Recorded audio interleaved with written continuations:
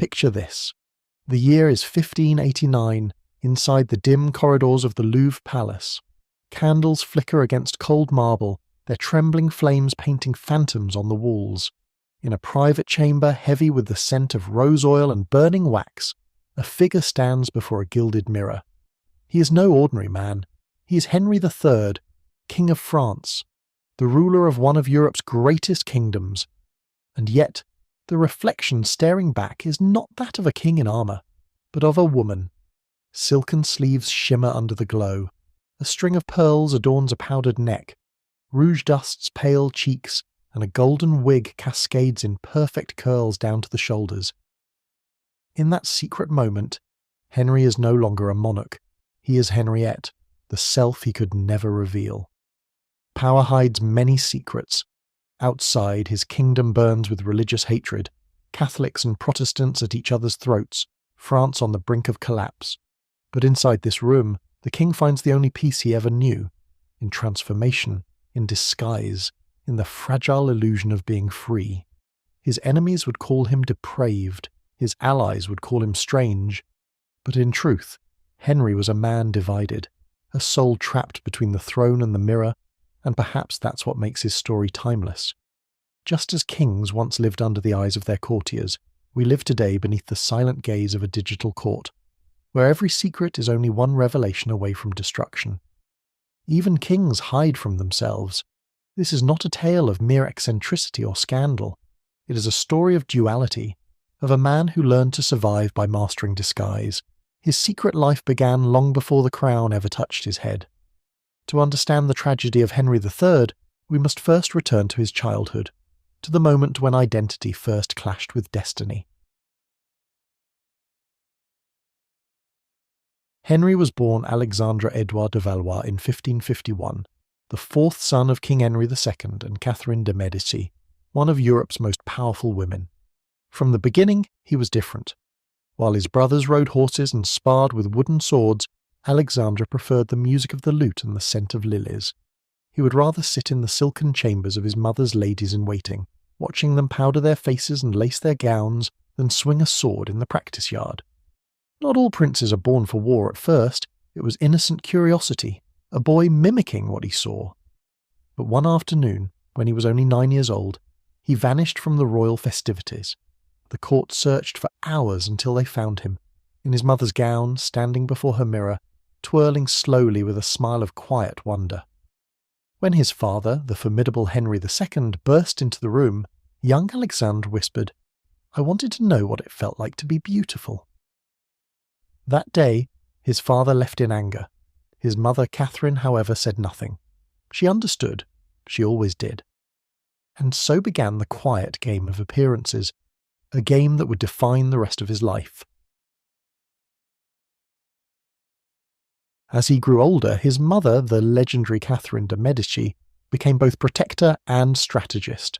She knew her son's softness would be seen as weakness in the ruthless world of kings and generals, so she taught him the art of disguise, the value of mystery and the power of perception. Behind closed doors, Henry refined his transformation.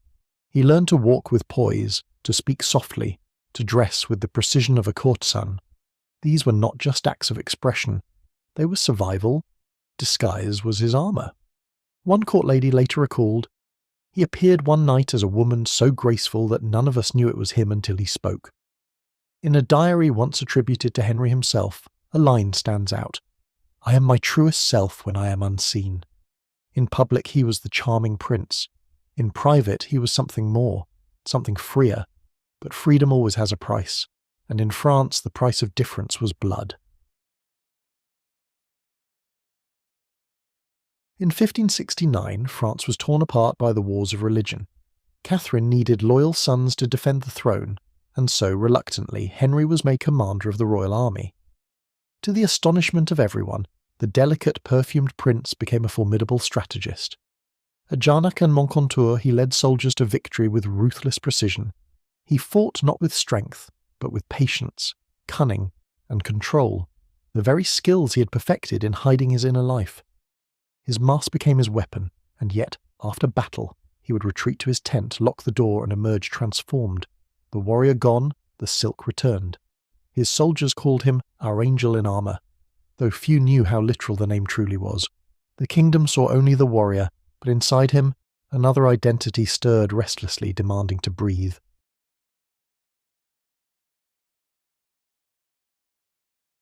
In 1573, Henry's life took an unexpected turn. He was elected King of Poland and Grand Duke of Lithuania. It was a brief but revealing chapter, far from his mother's control and French scrutiny. In Krakow, he built a court unlike any Europe had seen. He surrounded himself with young nobles known as the mignons, loyal, refined, beautiful men who shared his taste for fashion and art. Banquets were filled with perfume, silks, and dances that blurred the lines between masculinity and femininity. One Polish noble remarked bitterly, "Our king is more a queen than a man." When exile brings freedom, it also brings danger. But freedom never lasts. When news reached him that his brother, King Charles IX, had died, Henry abandoned Poland overnight, fleeing in disguise to reclaim the French throne. He left behind a kingdom confused and insulted, and a secret world that could never follow him home. Now, the boy who once wore his mother's gowns would wear a crown heavier than any he had imagined. Henry III was crowned King of France in 1574.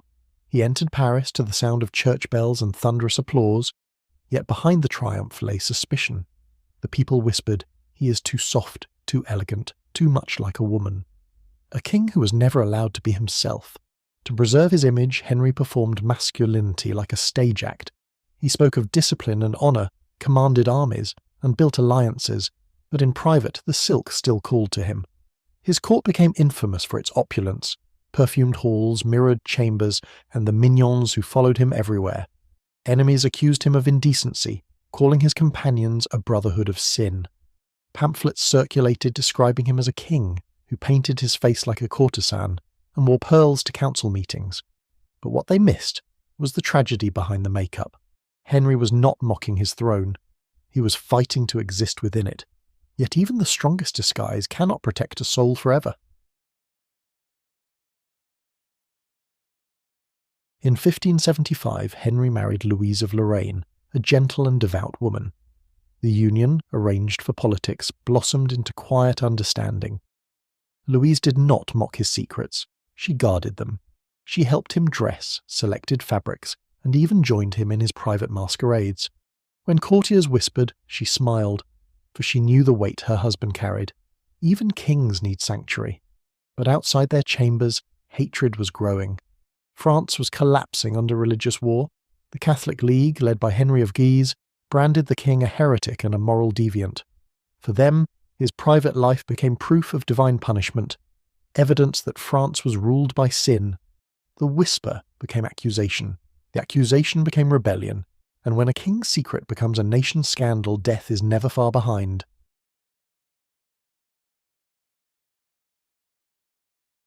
In 1588, Paris erupted.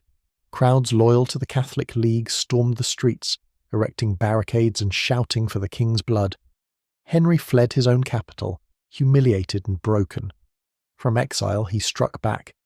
That winter, he ordered the assassination of Henry of Guise and his brother, an act that shocked even his allies.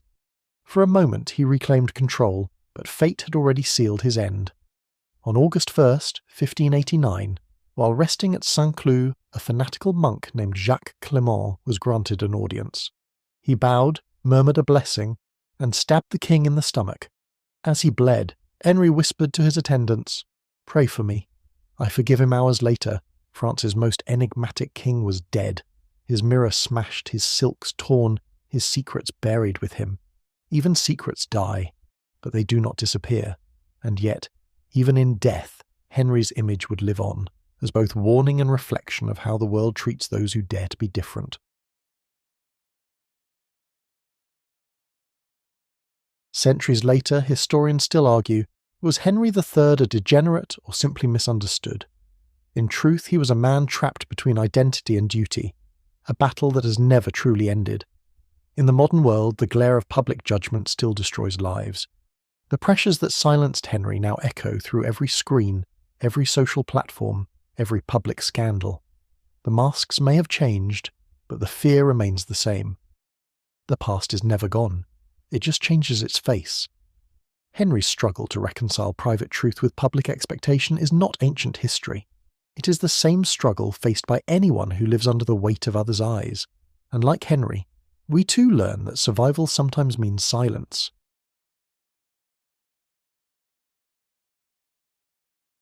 In the flicker of that candlelight, centuries fade away. We see a man, a king, standing before his mirror, painting a face the world would never accept. He smiles, not with arrogance, but with longing. To be seen, to be known, to be free. Henry III's tragedy was not in his disguise, but in the world that forced him to wear it. He ruled with elegance, fought with brilliance, and loved with secrecy. And though time has turned his name into scandal, his story lingers, a whisper from the past reminding us that humanity is more fragile than history admits. Even kings bleed behind the crown. Power, identity, secrecy. These are not relics of the 16th century. They are the mirrors we still look into today. For when the candlelight fades and the mask is removed, we are left with the same haunting question Henry once faced. Who am I when no one is watching?